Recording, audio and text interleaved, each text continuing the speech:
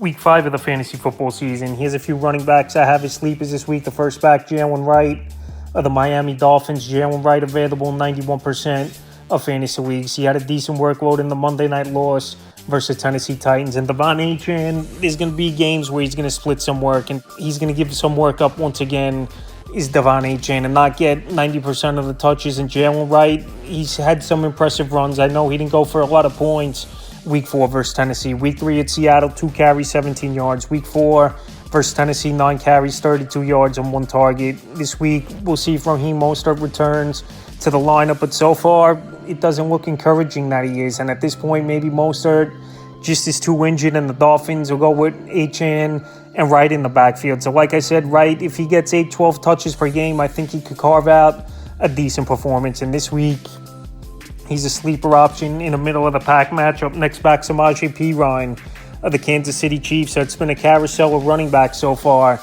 this season in Kansas City. Perine available in 80% of fantasy leagues. Last week, he had the goal line touch and found the end zone, but besides that, didn't do much. And Carson Steele looks like the odd man out, where Kareem Hunt took over in that backfield Week 4 at the Chargers. After he fumbled early in the game was Carson Steele, and Perine and Hunt took the rest of the work. So this week, a tough matchup, no doubt about it, versus New Orleans Saints, where they're one of the best run defenses in all pro football. But Perine, like I said, if he can get a few catches and still get that goal line work, he could have a decent ball game with 9-10 fantasy points. I believe is Sammie Perine in PPR leagues who are bye week starting and some running backs down with injury. I think Perine is a deep sleeper, isn't a horrible option. And the third and final running back I have is a sleeper, is Tank Bigsby of the Jacksonville Jaguars. Bigsby, he's starting to work his way into more of a role in this Jaguar offense. Right now, still out there in 79% of fantasy leagues. Week 1, he had a nice performance out running ETN, 12 carries, 73 yards. Then Week 2 got banged up, didn't see the field really in that one after getting hurt on a special teams play. In Week 3 at Buffalo, only 2 carries, but last week an effective game at the Texans, 7 carries, 90 yards. So Bigsby, he's got explosiveness in the backfield. I think he's more of a physical back in between the tackles than a Travis Etienne.